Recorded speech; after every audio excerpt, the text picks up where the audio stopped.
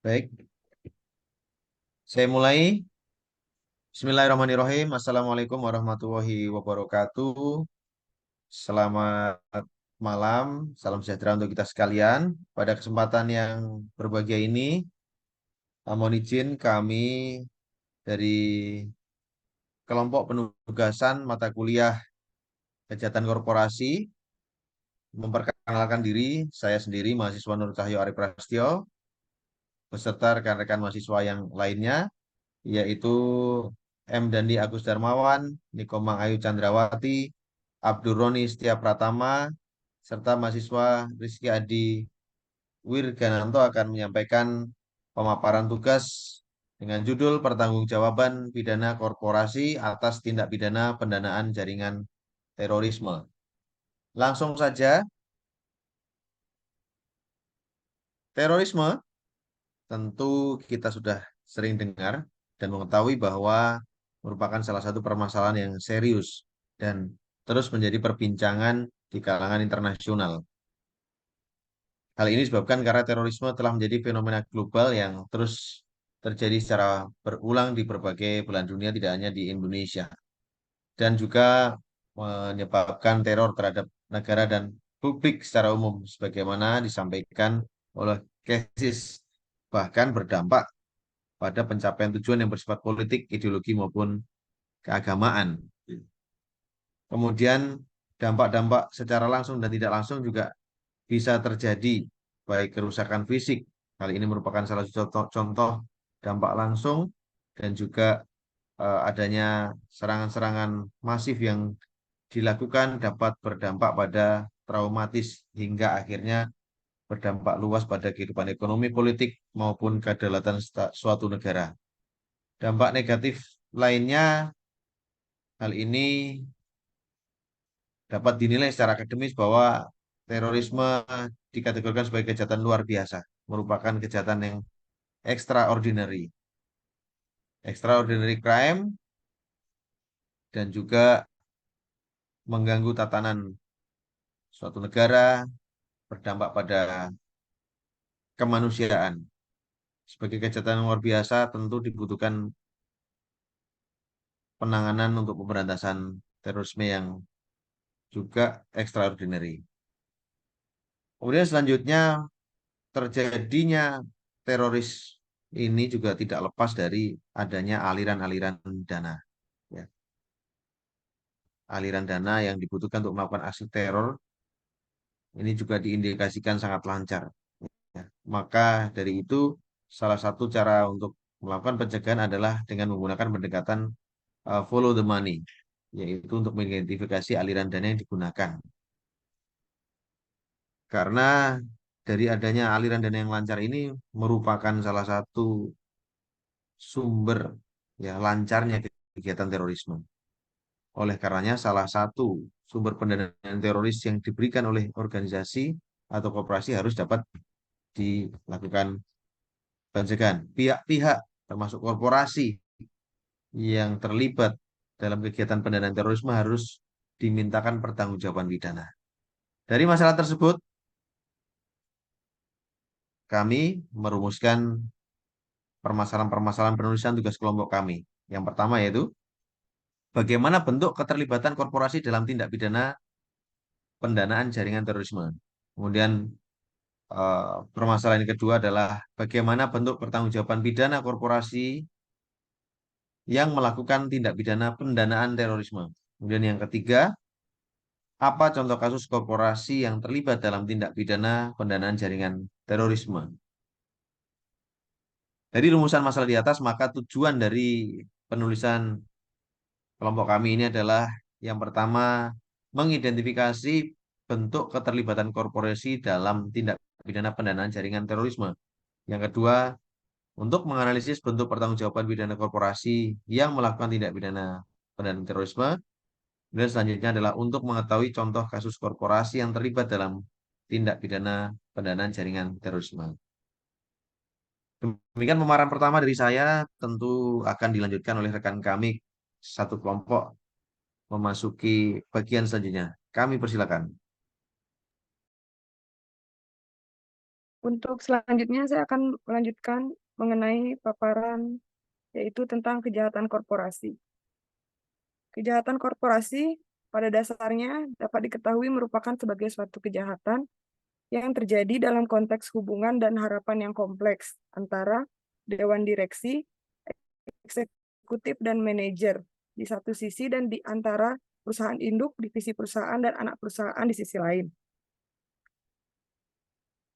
Selanjutnya, tindak pidana pendanaan terorisme, yaitu sehubungan dengan kejahatan korporasi.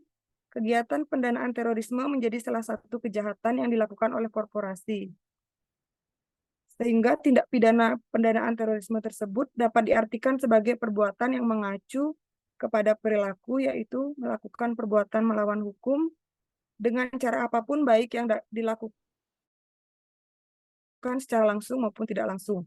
Pendanaan tersebut bergantung pada ukuran dan jenis kegiatan, serta tidak hanya mencakup biaya operasional, tetapi juga biaya hidup dan pengeluaran sehari-hari para anggota.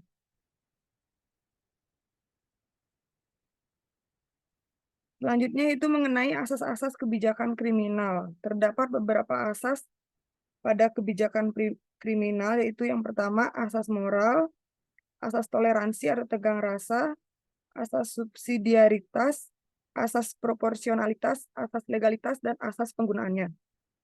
Untuk selanjutnya paparan akan dilanjutkan oleh mahasiswa Abdurroni.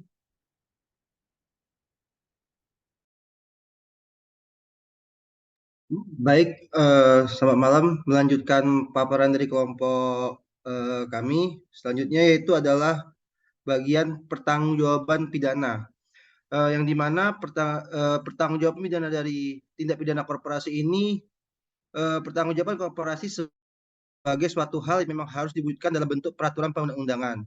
Selanjutnya, konsep pertanggungjawaban pidana terhadap korporasi juga ditentukan berdasarkan kesalahan pembuatnya.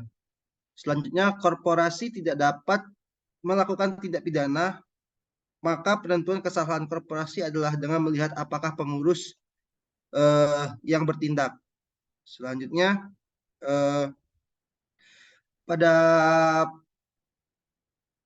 penelitian kali ini, metode penelitian menggunakan metode studi kepustakaan yang merupakan teknik penelitian dilakukan dengan cara membaca, menelaah, dan mencatat berbagai data yang didapatkan dari sumber-sumber literatur atau kepustakaan atau bahan bacaan yang memiliki keterkaitan dengan pokok bahasan.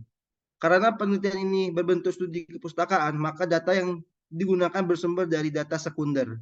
Data yang telah terkumpul kemudian dianalisis dan ditelaah dengan tinjauan deskriptif, artinya dideskripsikan dan dianalisis untuk membahas dan memperoleh jawaban yang disusun dalam bentuk kesimpulan sebagai jawaban atas masalah penelitian ini. Selanjutnya, keterlibatan korporasi dalam tindak pidana pendanaan terorisme.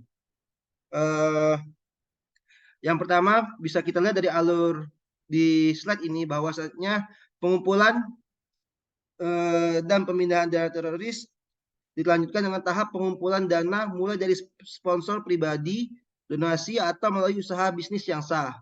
Selanjutnya yaitu tahap pemindahan dana, yaitu memindahkan atau mentransfer dana-dana yang telah didapatkan. Selanjutnya, dana tidak hanya terbatas dalam bentuk uang saja, melainkan bisa aset, benda, lainnya sebagaimana yang dinyatakan. Selanjutnya, keterlibatan korporasi dalam tindak pidana pendanaan terorisme adalah memberikan dana kepada kelompok terorisme tersebut. Selanjutnya akan dibacakan dan dilanjutkan oleh rekan saya, Dandi Agus. Baik, terima kasih mahasiswa Abdurroni. Mohon izin melanjutkan paparan kelompok kami. Selanjutnya di sini pertanggungjawaban pidana korporasi.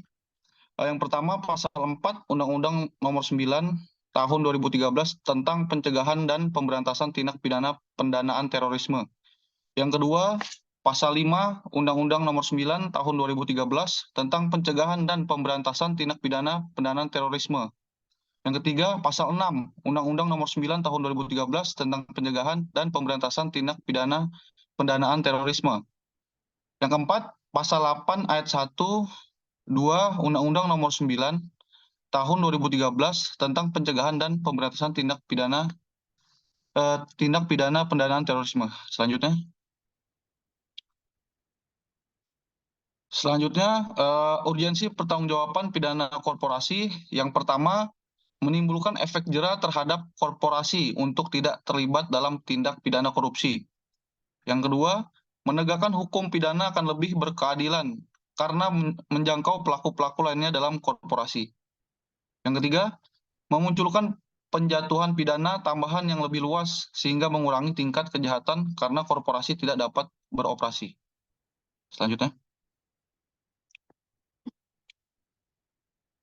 Di slide ini ada beberapa contoh kasus korporasi tindak pidana pendanaan jaringan terorisme. Yang pertama itu Lafarge SA berbasis di Prancis adalah perusahaan pabrik semen di Suriah. Yang kedua, ISIS menerima pajak dari Lafarge. Lafarge membayar sekitar 5,92 juta kepada ISIS. Yang ketiga, pada tanggal 18 Oktober 2022, perusahaan Lafarge SA akhirnya mengaku bersalah. Yang keempat, Lafarge dan LCS dituntut membayar denda pidana sebesar 90,78 juta dan menyita sebesar 680 juta USD. Yang terakhir, Lafarge juga diwajibkan untuk melaporkan setiap tahun kepada Departemen Kehakiman AS. Baik, terima kasih. Selanjutnya paparan ini akan dilanjutkan oleh mahasiswa Rizky Adi. Terima kasih. Paparan akan saya lanjutkan, yaitu ke slide kesimpulan. Kesimpulan dari penelitian kelompok 2 ini terkait kejahatan korporasi, yaitu yang pertama adalah tulisan ini telah menganalisa bentuk keterlibatan korporasi dalam tindak pidana pendanaan terorisme serta bentuk pertanggungjawaban pidana terhadap korporasi yang melakukan tindak pidana tersebut. Yang kedua, temuan dalam penelitian ini menunjukkan bahwa pendanaan terhadap kelompok jaringan terorisme masih terus mengalir. Salah satu sumber pendanaan tersebut berasal dari organisasi atau korporasi. Adapun pertanggungjawaban pidana korporasi atas tindak pidana pendanaan terorisme yang dilakukan dapat berupa pidana penjara terhadap pengurus korporasi, pidana denda terhadap korporasi, maupun pidana tambahan lainnya sebagaimana yang diatur dalam peraturan perundang-undangan. Saran dari kelompok kami terhadap penelitiannya yaitu yang pertama adalah perlunya pembentukan peraturan perundang-undangan yang lebih spesifik mengenai tindak pidana pendanaan terorisme yang dilakukan oleh korporasi itu sendiri. Yang kedua, perlunya sinergitas oleh aparat penegak hukum atau APH, mulai dari pusat pelaporan yaitu PPATK, kepolisian, jaksa hingga sampai rantai peradilan. Yang ketiga, pemberlakuan ketentuan pidana terhadap korporasi harus sesuai dengan peraturan perundang-undangan yang berlaku. Jika telah terbukti secara sah melakukan pidana pendanaan terorisme tersebut. Berikut daftar pusaka dari penelitian kami. Dan sekian, terima kasih. Kami dari kelompok 2, mohon petunjuk dan saran dari Ibu. Terima kasih.